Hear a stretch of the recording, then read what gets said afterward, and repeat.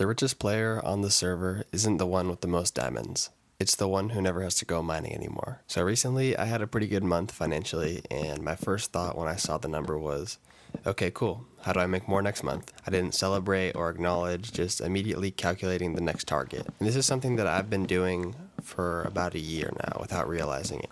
I've revisited Morgan Housel's book 3 times now, and every single time I've learned something new. But the most uncomfortable realization I made on my most recent visit was that I had no concept of enough. The goalpost kept moving further and further as my income rose, not because I had a new goal, not because something changed, just because I made more than the month before. And this same pattern was bleeding into every area of my life, my health, relationships, hobbies, and quietly they all started declining. And this was something that I was completely blind to. I had tied my income to my identity, to my worth as a person, and the more I made, the more I needed to feel like I was enough. I'm glad to say that over the last month or two, I've come to define what enough actually means for me, and it's taken a lot off my shoulders. And The Psychology of Money by Morgan Housel is a big part of why. This is The Psychology of Money by Morgan Housel, and it isn't really a book about money. So this was the first book I ever read out of my own fruition as an adult, not for school, not because somebody handed it to me. I just picked it up randomly in June of 2025 on a weekend trip to a family friend's beach property. I finished 2 complete read-throughs that weekend and I was hooked. Financially, at that point, I had just moved back home and was working my first real job.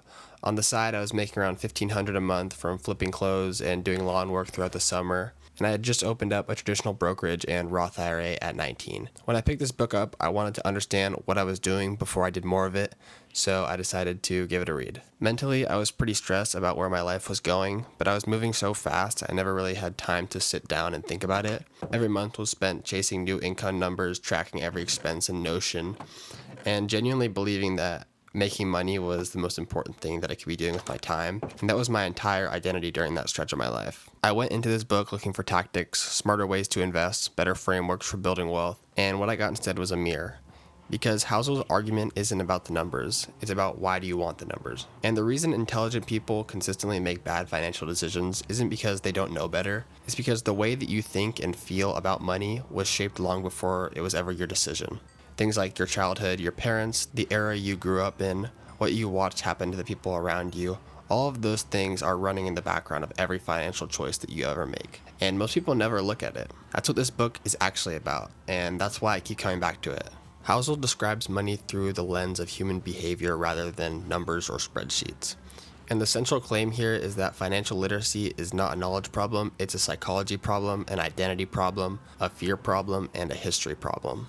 For example, everyone knows they should save. Everyone knows that you shouldn't panic sell. Everyone knows compounding is powerful, and yet smart, educated people consistently do the opposite. And Housel's question is why? And his answer is that it was never really about what you know. The way that you think and feel about money was set before you ever made the decision about it. And until you examine that, like really examine it, you're just reacting to a script that you didn't write. So I'll give you a real example from my own life. I have a coworker who has told pretty much everyone at work that she's on a tight budget. She needs a new car and has $2,000 saved and is actively looking. Almost every day I walk into the break room and this same coworker, struggling to find a new car, is at the snack bar. Oreos, ice cream, Cheetos, Coca-Cola every day on top of the lunch that she had already brought from home.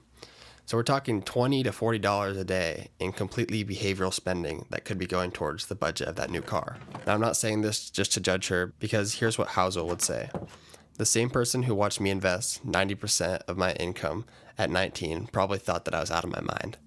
No one's crazy because everyone's financial decisions make complete sense given their own personal history.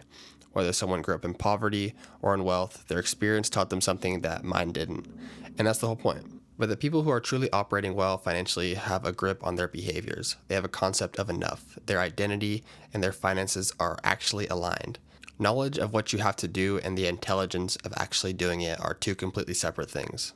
And there are a couple things that Housel says in this book that the finance space will never say. The finance space is overwhelmingly number-centered. The golden portfolio allocations, optimal ROI, complex ways to squeeze an extra percentage point out of your net worth. And I think a lot of it is overkill. Housel's point is to pick a plan that you can stick with, not the perfect plan.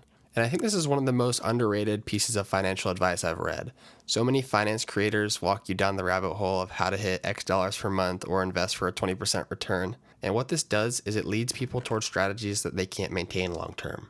So a suboptimal strategy that you're actually going to stick to will always be a perfect one that you abandon when it gets hard. On the flip side, I think there are a few points where Housel oversimplifies some things. Even though Housel talks about defining enough throughout the book, I still think that his perspective on it is oversimplified. The idea is right, you need a concept of enough so you stop chasing a goalpost that keeps moving. But the way he presents it makes it sound almost easy. Sit down, figure out your number, and stick to it. And in practice, most people never know what enough actually looks like because they've never separated their actual desires from what their culture has been telling them they want since they were born. And that's not a budgeting problem, it's more of an identity problem. And Housel doesn't go deep enough on how hard that untangling actually becomes. And the same idea goes for his freedom argument. Money brings freedom assumes that money is the primary constraint in your life. And there are plenty of people who are wealthy on paper and still feel completely trapped. Money can buy time and options, but it can't always buy freedom. And I want to rewind a little bit in my life about 5 months ago to December of 2025.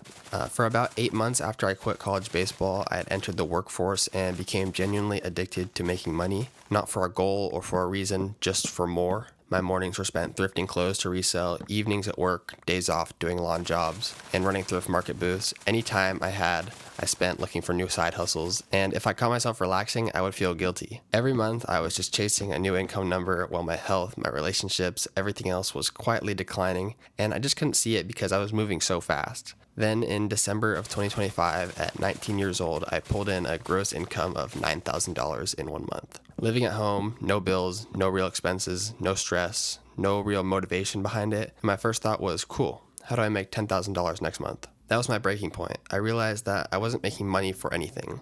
I was making money for the purpose of making more money. And I had convinced myself that $10,000 a month would actually make me happy. I was chasing that so desperately that the things that I actually loved, like the gym, reading, writing, gaming, started to feel like a waste of time because they didn't produce income. And I had stopped living my life. And that was also the same moment that I got it back. I found what enough was for me, and I stopped working for money, started working for passion and for knowledge. That experience has taught me more than any book, but Housel's writing gave me the language to put it into perspective, and I'm grateful for that. A concept that Housel talks about a lot is hoarding versus actually building wealth, and I'm going to put this into Minecraft terms for you guys. So there's 2 players in the same world, same time played. One player has a tiny home with chests packed to the brim, but that's it. He still performs the same tasks every single day, manually harvesting each crop, mining for hours, running around at night killing mobs, and his wealth is visible. It feels safe, but he trades every hour of his time for it. On the other hand, we have player 2, who has a modest chest room, just the necessities for day-to-day life, and some extra supplies for an emergency. But walk around his base and the picture flips completely. He has an iron farm running constantly, automatic crop farms, a villager trading hall that prints emeralds around the clock, and he doesn't grind the basics on a never-ending day-to-day loop. He owns assets that bought his time back. He spends his day expanding, building, and doing pretty much whatever he wants. So the first player has wealth that feels safe, and the second player has wealth that produces. The chest room looks like winning, but the automatic farms are actually winning. And another concept that really stuck with me from Housel's writing was the man in the car paradox, and I'm going to relate this through Minecraft again using Hypixel Skyblock as the setting. So you log into Hypixel Skyblock's hub, and you immediately see a player with the highest rank next to their name. An animated nickname, rare cosmetic hats, the kill message that makes the whole server see their name every time they achieve something. Nobody sees that player and thinks, wow, that person is so cool. They think about how cool that they would look with that rank, that hat, those effects. The player becomes a mirror, not an icon, and everyone redirects the admiration inwards towards themselves. So this player may have spent hundreds of dollars on status symbols, assuming that it would generate admiration. It generates attention, but it's desire, not respect. Meanwhile, you see a default Steve on the same server, no rank, no cosmetics, who's been grinding on his island and the auction house for months now. His purse is 10 times the size of the ranked players, and nobody knows it because nobody can see it. And the message is that true wealth is often invisible. And so if we had 2 players who loaded up a brand new survival world, what would the difference between someone who had read Housel's writing and someone who had not? So day 1 of a new world, you come across 2 cows. The unread player kills them, cooks the meat, eats it, and moves on. Immediate need is solved. The red player sees these 2 cows and immediately starts breeding them. He creates a renewable food source. He uses the resource to build something that compounds instead of consuming for the instant fix. Same day 1, same animals, 1 player just consumed that resource, 1 put it to work.